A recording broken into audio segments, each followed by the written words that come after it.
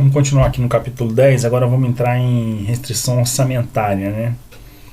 A restrição orçamentária, do ponto de vista do consumidor, é o limite de renda que ele tem, né? A renda dele, na verdade, vai ser o limite de gasto em uma determinada cesta de bens, né?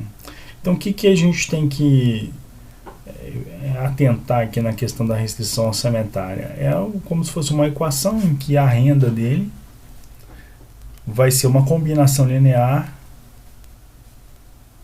de bens e serviços que ele vai selecionar, e cada quantidade para cada bem, de tal sorte que a soma dos produtos da quantidade pelo preço que ele vai pagar pela unidade de cada bem não vai ultrapassar a sua renda, né? Então, ou seja, a sua renda vai ser o que a gente chama de uma combinação linear dos bens que ele selecionar.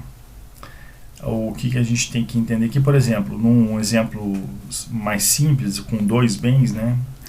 A combinação entre dois bens, né, que seria, no limite, gastar toda a renda dele num bem X e zero no bem Y, e no outro limite, gastar toda a renda dele no bem Y e zero no bem X, a combinação linear, variando essas quantidades, ela vai se dar em cima dessa reta aqui, né, da reta R1 aqui, que é a reta inicial, né? O que pode acontecer é que essa inclinação ela alterar dado uma variação de preços relativos entre os dois bens. Por exemplo, aqui eu tenho um exemplo de uma inflação, né, no bem Y. O bem Y acabou subindo de preço em relação ao bem X, que manteve o seu preço relativo constante em relação ao bem Y. Nessa situação, você vai consumir menos bem Y, e aí a reta vai acabar descendo um pouco, né? A inclinação vai diminuir, digamos assim. Vai de R1 para R2. A inclinação da restrição é negativa, seus interceptos correspondem às quantidades máximas que o consumidor pode adquirir de cada um dos bens. Os interceptos são os pontos em que a reta de renda, de restrição orçamentária, melhor dizendo, cruza os eixos X e Y. Caso haja uma mudança nos preços relativos, sempre eu falo de preços relativos, tá? Se os dois preços, por exemplo, aumentarem 10%, não vai mudar a reta de restrição. Então, só muda a inclinação se você tiver uma mudança de preço relativo, né? E como é que você vai utilizar esse conceito da restrição com o conceito da função utilidade, né? Lembra que a função utilidade ela tem essas curvas de indiferença aqui, né? Ou seja, cestas de bem X e Y em cima dessa linha são indiferentes entre si. Só que se você deslocar para a direita, você vai ter uma função utilidade maior, ou seja, a função utilidade ela aumenta à medida que você se desloca em curvas de indiferença para a direita e para cima. Utilidade tem a ver com nível de satisfação, né? Então, cestas em C2 dão mais satisfação do que cestas em C1, ou seja, a sua utilidade acaba sendo maior. Só que você não pode, aquele princípio da não saciedade, né? Você vai sempre preferir cestas com utilidades cada vez maiores. Ou seja, você vai sempre preferir curvas de indiferença cada vez mais à direita e mais altas. Só que existe um limite para isso, e o limite é exatamente o seu dinheiro, o seu bolso, a sua renda.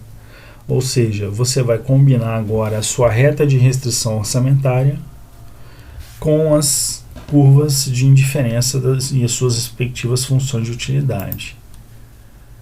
Como você vai fazer isso? Simplesmente no mesmo plano XY, de bem XY, você vai plotar a sua reta de restrição orçamentária, dadas as diversas curvas de indiferença existentes, né? nas suas composições e funções de utilidades cada vez maiores, entre C1, C2, C3 e C4. Qual vai ser a combinação de bens x e y que você vai escolher? Vai ser uma função de otimização que vai obter a máxima utilidade dada a combinação linear da sua reta de restrição orçamentária. Existe uma matemática um pouco mais sofisticada que não é cobrada aqui na prova da APMEC, mas o conceito básico é você otimizar essa equação aqui. A gente não vai fazer isso no nosso escopo, mas graficamente é fácil entender. Você vai escolher qual das curvas de indiferença. Eu gostaria de escolher a C4, só que eu não tenho dinheiro para C4, então eu vou ficar com qual? Com a C3. Ali eu estou maximizando a utilidade e obedecendo a minha restrição orçamentária. Tá bom? Esse é o conceito, né?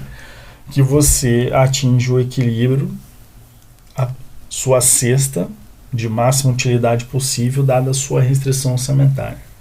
Esse é o famoso equilíbrio do consumidor, né? Então vamos lá, a definição. O consumidor estará em equilíbrio quando, dadas sua restrição orçamentária e seu mapa de curvas de indiferença, ele escolhe a cesta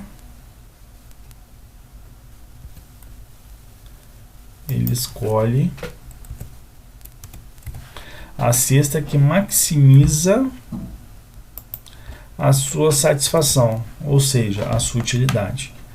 Este equilíbrio é atingido graficamente quando a reta orçamentária tangencia uma das curvas de indiferença do mapa.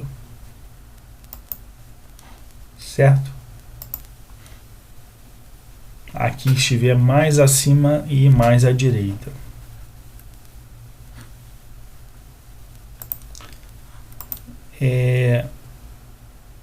Vamos entrar aqui. Deixa eu ver como é que a gente está de tempo. De repente vale a pena um outro vídeo. Vamos em outro vídeo falar sobre elasticidade.